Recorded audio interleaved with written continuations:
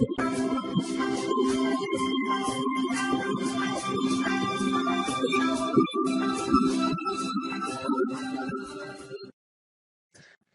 what I started building is now I have a WordPress site. If you go to my site, brettritecki.com, like Mike had said, it's one of the most popular review sites for this niche. I get thousands of visitors. I have a review site, and the site is WordPress. So how am I going to build a system to send out emails? Well, it makes sense. I'm going to want to send them from my site. I'm going to be hosting it myself.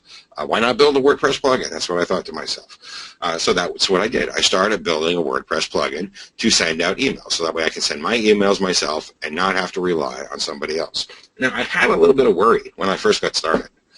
The worry that I had was that everybody kept telling me, over and over again, they kept saying things like, if you mail from your own server, you're going to get banned. You're going to get blacklisted. If you mail from your own program or for your own website, you're never going to get on the inbox. And, everybody seemed to think like that these ISP or these email services, AWeber, GetResponse, had some kind of like magic trick that made them inbox all the time, that made them get, through all the spam traps and stuff. But I started thinking about that, and it actually didn't make any sense. They didn't really have a magic trick. As a matter of fact, they have a harder time because their reputation is based on what thousands of users do, not just on one person. So I started thinking to myself, logically, it makes sense that if I'm just a regular guy sending out emails, not spamming, I shouldn't have a problem. And that was my logic. It was against like the normal law, the flow that everybody else says. So I guess I'm just an against the grain kind of guy. And I thought to myself, I'm right. I've got to be right. What I'm thinking makes sense. It makes sense that I'm going to have an easier time as long as I'm not a spammer than a system like AWeber that has thousands of users and has the potential to have hundreds of spammers slip into their system. It just makes more sense. So I decided to prove it. So I did is I built a system, I put it on my blog, and I started testing it out. Now, I didn't mail my whole list right away because I thought to myself, I haven't been sending emails from my server. If all of a sudden I upload 9,000 people and mail right from the door, maybe the blacklist companies are going to get a little tweaked. They might put up some red flags like, hey, Brett, yesterday you weren't mailing anybody and today you're mailing 9,000. Where did all those emails come from? So what I did was I added a couple of hundred, sent out an email. Then I added a couple of hundred more and I sent out an email. And then I asked for some people on my list to beta test and help me out, and I was just emailing them for a little bit. And slowly I built it up until I got to the point where I had all of my subscribers on my list. And I said, I'm going to send out a promo. I'm going to send out a marketing email and see if I can make some money. And I did. I sent out a marketing email, and it worked well. I got more opens. I got more clicks than I was getting with AWeber. Because AWeber was, at the time, was still in a little bit of a downslope. They were having problems again. So after doing that a few times and sending out to my list, and I'll show you some of my reviews here. Let me go ahead to my messages here. The first one I actually sent out was quite a while ago. Let me just grab some at random and pick them out and show you here. There's a Viral Source. That was a product. Who did Viral Source, Mike? I don't remember. I did a review for that, though. You can see I got it. Was that Tom Yevsikov or I don't? I think it might have been, yeah. I sent out 10,476 emails to Viral Source. Got 2,003 opens, 19% open rate, and 9% click rate. I got 15 unsubscribers. People are always going to unsubscribe every once in a while. That's just the way it is. I'll go ahead and look at WordPress Link Shield. That was Chris Hitman. I sent out a review for that one. And I got 1,952 opens, 19% open rate, 7% click rate. When I was doing these tests, I was worried more about the open rate, not the click rate, because click rate is always dependent on how good my email is. Open rate is how good the plugin is, how good it is at getting them in the inbox. The plugin can't make people click, but it can make people open by getting it in the inbox. So that's what I was always checking to make sure that the open rate was good. And as you can see here, if I show, I'm trying to spread them out so you can see I was actually doing them several times. I've been using this for quite a while in my business. There's another 19% open rate, 2,073, 1,000 unique clicks. That was a good email. And just recently, text response,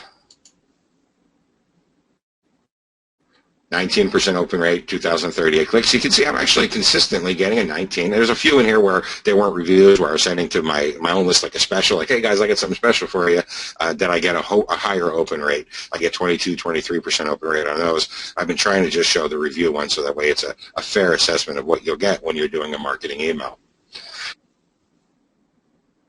As you probably can see here, I've been doing this and I've been using this full-time in my business for quite a while. Now, right down here in the middle somewhere, after testing it several times, what I actually did is I called AWeber up, and I said to AWeber, you know what, I don't need you guys anymore.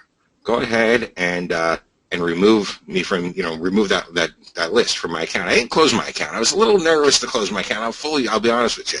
And I still haven't closed my account. It's sitting over here. If I go over to AWeber.com here, it's sitting here without any subscribers on it, but it's only $19 a month, and I'm making 40,000, so I wasn't too worried about it. But if we actually go over here to manage lists, you see, I don't have any big review lists. I got 502 subscribers from software opt-ins. That's actually a opt-in form squeeze pages that I have on other people's back end. These just come in. What I do is I just download them. I don't mail to them anymore. But you can see I don't have a review list over here. I have it entirely on Mailit. And that's what I decided to do. I decided to say, you know what, this is working. I'm going to go ahead and I'm going to, bite the bullet. And I'm going to put my faith into my plugin. I believed that I had something that was good. I believed I had a good system. I'm going to bite the bullet. I'm going to put my faith into this plugin, and I'm going to succeed or I'm going to fail based on my own, not dependent on somebody else. And I remember when I told you that I did that, Mike, and you were like, whoa, are you serious? I was really surprised when you did that, and I was, for me at that time, I think that's what really proved it to me that, because when you first started doing this, I was like, there were all those myths that you were talking about before, like you can't email, like you got to use one of these big companies, you got to pay them monthly fees, you can't do it on your own, you can't break away from these companies and have a one-time payment, and they want you to believe that, of course, but I think when you started saying you're going to create a software, and I was like, okay, well, Brent's a good software developer. I'll let him go out there, and he could do that if you want, sure, but whatever. And you created it, and then you started using it, and you started getting those awesome results from it, and that was really cool. But going and actually taking that leap of faith, and I guess it wasn't really even a leap of faith anymore because you already had the proof behind it, and you deleted that. I think that was a big, I don't know. I think that's made me feel really good about being partnered on this and recommending this to both our affiliate partners and to our customers, just knowing that it was a quality software. So yeah, you made a lot of people believers when you did that. You know what I always think about when I hear those myths, those things like, you can't mail from your own server, any kind of myths. There's all kinds of myths in the IT business. You know what I always think about when I hear a lot of those myths, Mike? I haven't told you this story. I'll make it quick because I want to keep people on, but it's an interesting thing. I think about Fruit of the Loom T-shirts. Okay? You might be wondering, what does a myth about autoresponders have to do with Fruit of the Loom T-shirts? Now, I had many, many jobs. Anybody that reads my review or reads my story on my blog will see that I come from a really colorful background. But one of the jobs that I had, I was like 18, I worked at a shirt factory where they made shirts. Now, my job was to go over and take thread to the sewers. It was generally old ladies, or middle-aged ladies, making these shirts and sewing them at piece rate. And I used to take thread to them. And the interesting thing I used to see all the time was there was a woman, and her job was to sew the logo on the shirt, on the little tag. Mm-hmm. And on some of the shirts, she would pull all these shirts from this big bin, and then she would sew the tag or the logo on it, and then she would throw it in one of the other bins based on the tag or the logo she put on. Some shirts she would pull, and she would sew Fruit of the Loom on it, just a tag on the back. The other ones she would pull, and she would throw, and they're all getting pulled from the same bin, all made from the same material, by the same people. She would sew a Nike logo on, and she would throw them in a different bin. And when you go to the store, you see a Fruit of the Loom shirt, you can buy a Fruit of the Loom T-shirt for $3. You can buy a Nike shirt for $20. Exact same thing made by the exact same people. But Nike has people believing that it's better, so they can charge 5 times as much. And that's exactly what a lot of these autoresponders are. And again, I'm not putting these companies down, but they live on that reputation. And people pay it because nobody disputes it. And that's why, from that experience that I had, I thought, I'm not going to just go into the hype. I'm going to build the system because I'm a computer nerd. What the heck? If I build the system and it doesn't work and my logic was proved wrong, no big deal. I'm a nerd. I'm going to code something one way or another. And you know what I found out when I built my plugin is that it is just hype. There's nothing stopping you from emailing from your own host. There's nothing stopping you from emailing from your own system as long as you're not a spammer. you're not going to have a problem. As a matter of fact, there is a company that monitors people's IP addresses. It's a very large company. I'll go over here to senderscore.org. It's a company that's run by ReturnPath. And what they actually do is they monitor IP addresses reputation. Now, if we go over here, if we put in my IP address for my server, I've been using this for several months. Again, if you go here, you can see I've been sending out emails for quite a long time. Hundreds of thousands of emails I've sent out with this from my own server. Go ahead, I'll click and check that I'm not a robot. We'll view the report. And anybody can do this. Anybody's more than welcome to go in to SenderScore and type in my address here. You know, let me go ahead and log in my account so you can see. I'm at 98. I actually was 99. It went down at one point. Oh, my God. But if you look at my... I know. You'll see in a second why that doesn't mean anything, but it's just kind of funny. You can see here my host name for my IP address, bre.breitbartechie.com. It really is my server. You can see that I'm registered as a high-volume sender. You can actually see my volume. It goes up and down and up and down. That's because that's when I do promos, marketing promos. And notice my score here, though. It's 98. Now, that did go down 1 point. We actually showed this to somebody a couple of days ago. It was 99. But a IP address that's considered a spam IP address has a reputation of below 80. A perfect reputation is 100. My reputation is 98 after sending hundreds of thousands of emails from my own server. It's total nonsense that when people say that they have that companies like AWeber and stuff have some kind of magic bullet trick. They don't.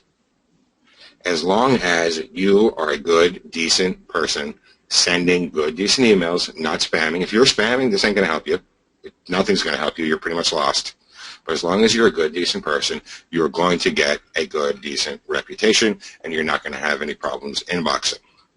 And that's what I use now. Because I use this now because I get better results, because it's all my reputation. My reputation is no longer tied to AWeber's reputation, and AWeber's reputation is also tied to everybody. So as long as I don't do anything wrong, my rep is not going to tank all of a sudden overnight. Nobody's going to shut me down now. Nobody's going to tell me that, hey, Brett, we decided we don't want you anymore, and I'm going to be out of business. And nobody's going to tell me who I can import. Nobody's going to tell me who I can mail and what I can mail. I have complete control over my business. I've now taken that most important thing of my business, email, and I put it all back into my control. Does that make sense to everybody? Everyone's saying yes. Take control. Yes. Awesome as usual, Brett. There's a comment here. So yeah, go ahead, Brett. Show us a little bit inside of how this works. People are asking questions about that. So the first thing you're going to do when you use this is you're going to go into your settings section, and you're going to fill in your settings. And there are not a lot of settings. There's a couple of settings here. Your SMTP host, which is a really, really fancy way of saying type the word mail before your domain name. So you actually say it's wordpress.com. In order to put my SMTP host in, I type in mail. Your SMTP port, almost always 25, 99.9%. It actually defaults to 25, so most times you don't even have to type anything in there. Your username and your password, that's your cPanel. Anybody who has a website knows what cPanel is. You type in your username and password. Your from email, that's the email that emails are going to come from. It's what people are going to see. Your name, because you want people to see your name and not your email address. It looks better. And then your bounce email, that's where your bounces are going to go to, so the system can track your bounces. Now, you might see something here where it says physical address. So you have to type in a physical address for CAN spam. That is a CAN spam requirement. I actually spent a lot of time reviewing all the requirements and all the RFC guidelines to make sure that this was sending out emails the correct way. One of the things that I noticed is you have to have your email, your physical address at the bottom of all your emails. So you go ahead and type in your physical address here. Incidentally, that's one of my rental properties, so if anybody's going to come over, I won't be there. You go ahead and type in your bounce tolerance. So if you send out an email, for me, if I send out an email to somebody 4 times and it bounces all 4 times, they say, hey, this email is not available, this address isn't available, I'm going to stop. It's just like calling a number and it being the wrong number. You might call it back, make sure you didn't type it in wrong, or but eventually you're going to say, okay, I got the wrong number. So you put in your bounce tolerance so that people can be automatically unsubscribed if they keep bouncing. And your throttling. Throttling is very important because people are going to have different servers. They're going to have different levels of servers. And depending on the level of server you have, you may be able to send out emails faster, or you may be able to send out emails slower. Now, if you're just getting started, you have a cheap shared hosting, that's fine because you don't have a big list. So you can send out your emails a little bit slower because you don't have as many emails to send out. You're going to want to go ahead and put in the throttling. Again, if you have a new beginner, you're just getting started, you don't have a big list, you don't need to send out emails so fast, you can use a shared hosting, a cheaper hosting. As you grow, as your list gets bigger, you're going to want to send out your emails faster because you've got a bigger list, you're going to want to get a better hosting, so you can go ahead and change the throttling. This way, the system can grow with you. So it could start being, on a shared hosting, and as you grow, the system can grow with you as well. Once you have your settings set up, you go ahead and send yourself a test email just to make sure that the settings are correct. What I did when I set it up is I just type in my regular email address here. I send test. If I get the test email, I know I set it up right. If not, you got to go ahead and check your password, make sure you typed it in right. I'm going to answer this question right here, Brad. Someone's saying if your list is small, what should the throttling numbers be? Your throttling numbers are going to be based upon your server. So if whatever company, if it's HostGator, GoDaddy, or there's tons and tons of them out there, you're going to want to just check with them. They usually have documentation on it. If you search it, or if you just put a chat message to them or ask them, they'll tell you what their numbers are. Everyone's going to be different. Yeah, the thing about throttling in servers is when you send out an email, it uses a lot of the server's RAM. So if you have a $7 shared hosting and you're sending out a whole bunch of emails, you're trying to send out, say, 5,000 emails in an hour, and you're only paying $7 for your hosting, you're only renting a small piece of that server. If all of a sudden you're using 35% of that server's RAM, they're going to call you up and say, hey, dude, you're using a little bit more than you're paying for. So that's why they generally say, look, if you're using our cheap, low-end shared hosting, we only want you to use 5% of the server resources because we also sold that to a bunch of other people on that same server in order to make the cost up.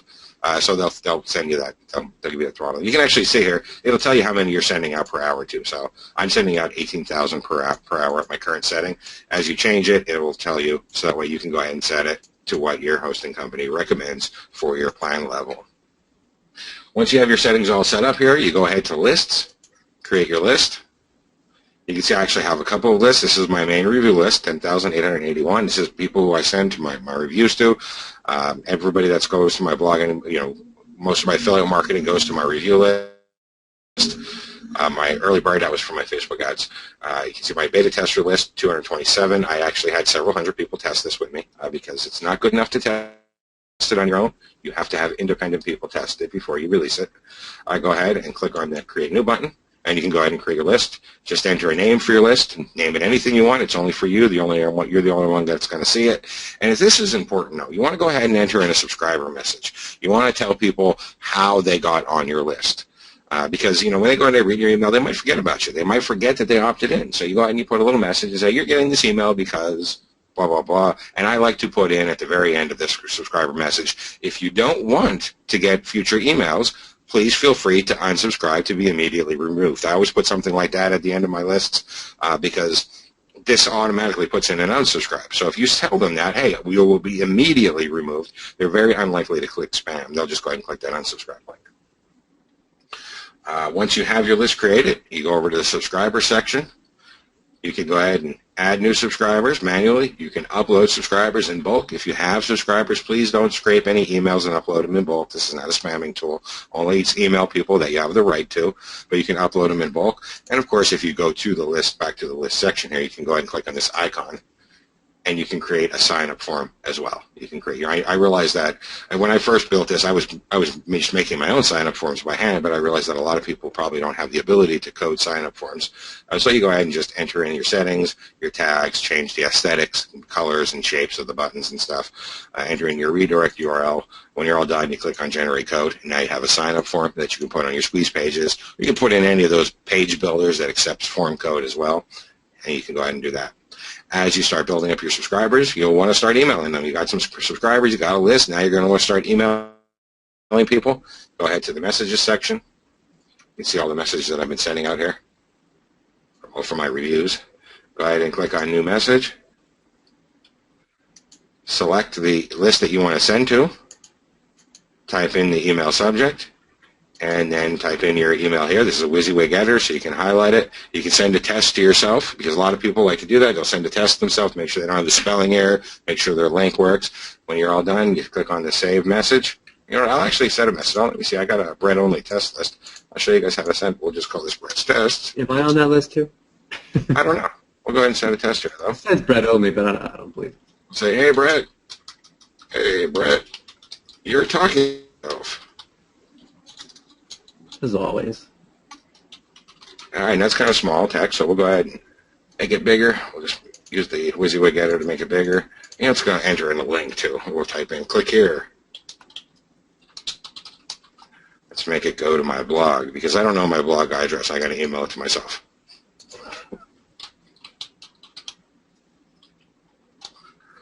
Go ahead and click OK. All right, now I don't know. I'm not going to send a test to myself because there's no spelling errors to check or anything. So I'll just go ahead and click on Save Message. Take me back to the system. It shows me the message subject, list, Brett only, test list. It says status not sent. I can edit, I can delete it, or I can send it. So let's go ahead and send it. I don't know if you guys just heard my phone go off. That was my phone telling me I got a Gmail email. Let's go check our email here. There's my test right there. I'm talking to myself again. I'll go ahead and click on it. There you can see it says my address. There's my unsubscribed message. I just have, hey, Brett, it's Brett because it's my unsubscribed message. And you can see it says click here to unsubscribe from these emails. My clickable link, because I did put a link in the email that we just tested with. I got to click it. It should take me over to my blog. Everything's fine. We go back to Mailit here. Let's go ahead and check on my messages in Mailit. See it there. Go and view the stats. And, of course, 2 were sent, 1 to my Gmail, 1 to my Yahoo. I didn't open my Yahoo yet, so it was only opened 1 time. It's a 50% open rate. I did click on it. It's a 50% click rate. I didn't unsubscribe, so there's no unsubscribes. If I want to, I can actually click on this button here, and it will send to anybody that hasn't opened. And that's something that's a powerful tool for people that are doing marketing. You send out an email, and some people, they miss it. It gets caught up in their inbox, so you send to the people that didn't open. You resend a new mail to them. And that's really all there is to it. It's that easy to send emails with Mailit.